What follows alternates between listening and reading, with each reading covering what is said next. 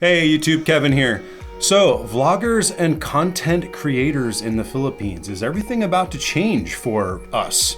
And I include myself among them.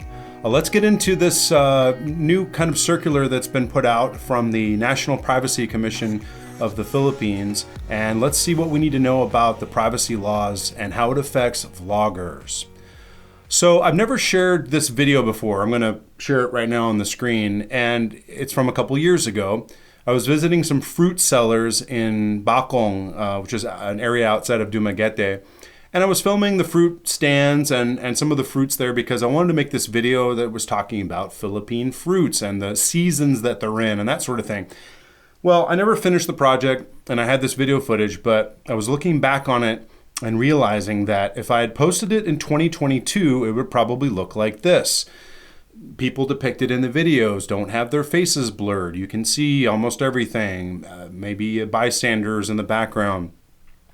But today in 2025, with these new instructions that were being given by the Privacy Commission, I would probably need to blur out some faces in this video now, or any other information that might be considered data processing. So it's really interesting, and that would make the video look like what you're seeing now, which is big ugly blurs covering people's faces. Not exactly attractive, and it's usually something that we don't like to see in a video because it's just distracting, right? Like, we want to see the world. Everything changed this summer. If you've watched anything in the news about this, or maybe some other YouTube videos about this, a very crazy clown of a person, this Russian YouTuber named Vitaly, or Vitaly ZD just was conducting antics and being super disrespectful to the Philippines and got locked up, and for good reason. I mean, the guy is a moron. So, but he kind of ruined it for the other vloggers. I think it just got so much national attention that people in positions of power said, "What are we going to do to stop some of this stuff?" So that's what the circular, I think, came from, even though they didn't say it as much. So who does it apply to? It applies to anyone recording videos in public. And I heard someone else debating this online, or having a discussion about it, and they were saying, is it just for foreigners, or is it for everybody? I think it's for everyone, guys, whether you're a Filipino vlogger or a foreign vlogger. They really seem really intense about protecting people's privacy. So it's for anyone using body-worn cameras, action cameras like GoPros or DJI, smartphones, smart glasses, or any alternative recording device. They're almost trying to look ahead and say, hey, we're in this quickly changing world where all kinds of devices are being invented where you can just record someone without them knowing, whether it be a hidden camera or whatever. And they talk a lot in the circular about law enforcement and body cameras and stuff like that, but I'm just going to focus on the part that pertains to vlogging. Anyway, we're all accountable if we upload videos to social media on platforms like YouTube. Well, that's me and others, countless others. If you feature identifiable people, even if they're in the background, and if you monetize your content and share it with third parties. So guess what? Vlogging does all of the above, all of that. So next it says, well, what counts as processing personal data? What does that mean? Well, basically they're saying faces, voices, behavior, license plates in videos, it's all considered personal data and people, especially if it can be identified. And even if it's unintentional, when you publish or share these things online, you're processing that data under the Data Privacy Act. So it's our obligations as vloggers now to do some things, and they list it in detail. And this is where I think the discussion kind of heats up, because the whole idea of, like, are they going to be able to enforce all these rules? How are they going to hold people accountable? There's so many rabbit trails and just different ways that this could go. Wait till you hear some of these if you haven't heard them before. But okay, first of all, you're supposed to post a privacy notice, and it lets viewers and bystanders know that you record and publish content. So that could be a short notice on your actual channel, like on your YouTube page, and it should mention, what it is you're recording, how to request removal or blurring, and how you're complying with the Data Privacy Act, the DPA. So I actually already made one with the help of ChatGPT. And I thought, hey, I better get ahead of this and just get one ready. Even though I'm not vlogging in the Philippines right this moment, I'm probably going to go back and I'm probably going to be doing some vlogging. But basically, my privacy notice states the following. This channel may feature videos recorded in public places using cameras or mobile devices. While care is taken to respect privacy, individuals captured incidentally may appear in the background. If you believe your image, voice, or personal data has been included and would like it removed or blurred, please contact me at kevinsphilippineadventures@gmail.com. I support your rights under the Philippine Data Privacy Act. And I just realized in the process of recording this video, I also just recorded a great voiceover that I can use. So maybe I'll end up copying and pasting that into some future videos. It sounds really formal, but that's what they said you're supposed to do. You've got to give this privacy notice. So anyway, I've already uploaded it to my my YouTube channel, like the description on the channel, and I may or may not put it in every single video I make. We'll see how strict it really is going to be. But okay, next they're saying you need to inform people before recording. So if you're filming in close proximity or in a setting where people may feel like they're being watched or observed, for example, a cafe, or you're interviewing someone in a public place or their neighborhood, you've got to give verbal or written notice beforehand. And so this reminded me right away of something kind of funny, and that was when I work in film and television, and I remember working on some TV shows, especially like the reality TV shows, where a producer would have a poster, a big poster that he would stick to a wall or next to an entrance of a restaurant or something that was still open to the public, but we were filming there, and it was basically a notice, and it was like something to the effect of, by entering this premise right now, you agree and consent to be featured on camera, with blah, blah, blah Productions LLC. And it was this sort of legal box that they needed to tick to say that they did their due diligence and posted a privacy notice. And again, this is something that was happening in the United States. I wonder now if we may end up seeing some form of that take place with vloggers who seem to be, determined to film in public, as much as a challenge as it could be in the future. If they really want to keep doing it, they might go, well, fine, I'll just make this poster and I'll put it out there. Another thing you could do, I suppose, instead of that poster, is you could also just do a verbal consent. So you could say to somebody or a couple people who are sitting around you, you could say, hey guys, I'm recording some video content for my YouTube channel. Some of you may appear in the footage. If you'd prefer not to be shown, let me know, and I'll make sure your privacy is respected. And that might work as well, and assuming they can understand you. And then it goes on to say, if it's not practical to get consent, you've got to rely on a valid legal basis. And they said, for example, you're doing expressive or journalistic content, and in the whole manner of what you're doing, you have to ensure fairness and minimize harm. And that word harm seems to be really important in this circular, because they seem to be very concerned with people in the Philippines, especially vulnerable people, being harmed by vloggers.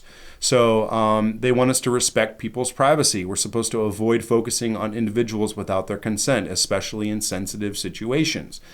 Thankfully, I feel like I can say I don't ever vlog or have vlogged in places that I would consider a sensitive situation. I'm not somebody who goes to places where there's slums or show children or sick people or drug addicts or whatever it is.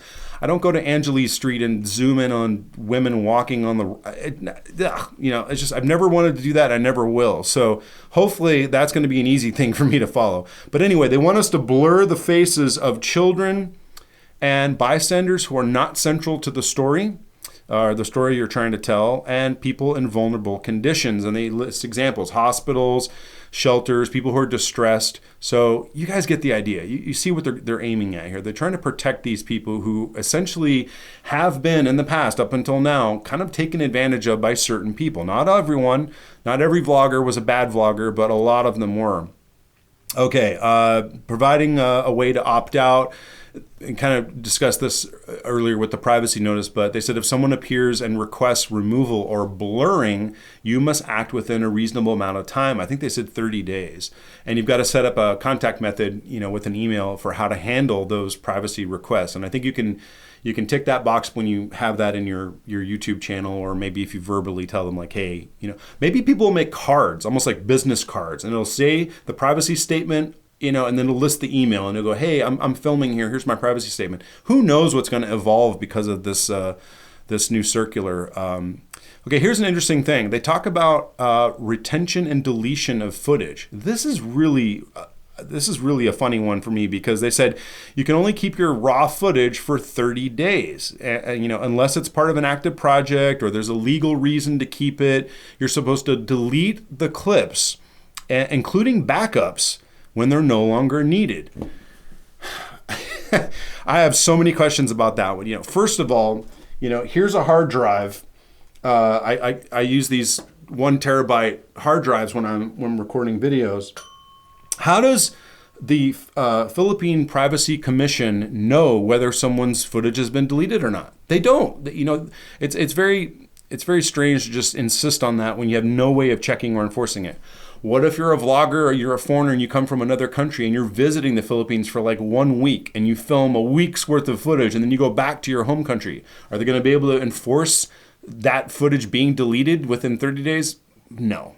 So it's almost like they're asking you politely and asking you to volunteer to delete it. So that's a strange one. Anyway, security and editing. They want us to protect our devices and footage using passwords and encryption, and we shouldn't be able to share the raw footage unnecessarily.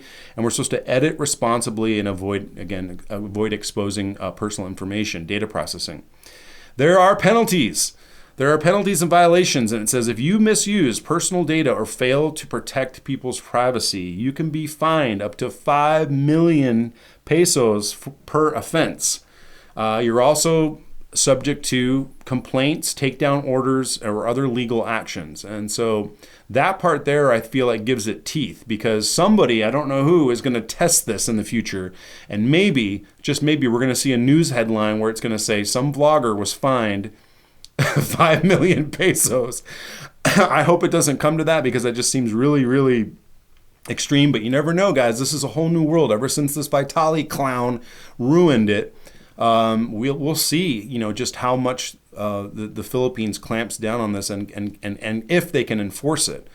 Again, we're supposed to give a clear privacy notice, minimize privacy risks with blurring and anonymizing, and then respect the takedown requests.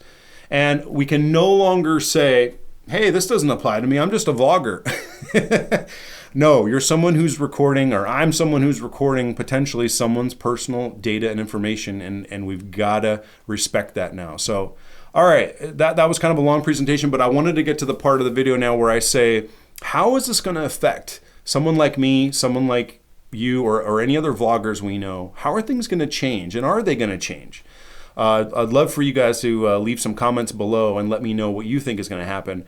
I have so many follow-up questions to this. Right now, I think it's early days. I think they said they have 60 days to enforce it, or when it goes into effect. So I think it goes. They released it in late May, so I think it's like August that it goes into effect. But there's one thing that right away that jumped out at me, which is initially this could be used in a good way, and hopefully curb some bad vloggers out there. But then I also realized that it also might be a way for trolls to kind of come out of the woodwork and attack someone just because they don't like them. It could be a perfectly innocent person when you think you're doing something good, or not even good or bad, but just like neutral, not affecting anyone.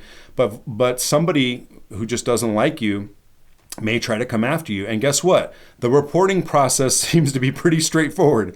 All you have to do is go to the Philippine Privacy Commission website, and they've got these things you can click on that say, fill out a report here, report something here. If you feel like your privacy was violated, click here. So it may be easier than we think to actually just turn in a vlogger that you think violated privacy. And again, it raises so many other follow-up questions. Are they going to be able to enforce it? Are they going to be able to follow up on every single privacy complaint? Can they, make this thing stick? I don't know. We'll find out. How does it affect me personally? Going back to that fruit video that I showed you at the very beginning of the video, had I gone back, let's say to that same fruit seller with this already in knowledge, I probably would ask anyone I'm talking to ahead of time if I have their permission to film it. That's like the basic one. I'd give them that privacy notice. Maybe I have it on a business card or something, but I would say, hey, I have a YouTube channel. I'm making a video about fruits in season in the Philippines. Do I have your permission to film you? Is this okay? And then I wouldn't have to blur out their face. But then if some kid just pops into the frame momentarily and looks at my camera and then leaves, probably going to have to blur their face because I don't know them and I didn't ask their permission. And they're considered a vulnerable person. Anyway, so we'll see how much all of this affects vlogging, and we'll see if it affects the type of vlogging that people are doing too, because another thing that it may cause as an effect is people may be less inclined to do the kind of man on the street, see the world type of a vlog, and they may do a lot more of what I'm doing right now, which is, hey, from the privacy of my own home, talking about the Philippines, which actually could be good, but it could be sad. And it could be sad because a lot of people rely on videos like that to come to the Philippines. All of those, not what I expected. I just landed in Manila and it was so not what I expected, dude. Those things, there's hundreds of them. And that actually sparks curiosity and intrigue and wonder. So I just hope it doesn't hurt the Philippines and hurt tourism, because people are going to be afraid to film in public, or maybe they'll just be lazy and they don't want to go through the work and effort that it takes to protect people's privacy. We'll find out. Anyway, thanks for watching the video, guys. Again, leave a comment below about what you think about all this stuff with the circular and the Data Privacy Act and the Philippine Commission on Privacy. Let me know what you think is going to happen to vloggers like me. I'm not worried. If anything, it's just going to make me plan a little bit more carefully and do some things that I need to do. But I'm also, not exactly vlogging that way so much anymore. There's a lot more talking head stuff. So anyway, that's it, guys. Thanks for watching this video. I will catch you again soon, and I will say, as always, mabuhay. Bye, guys.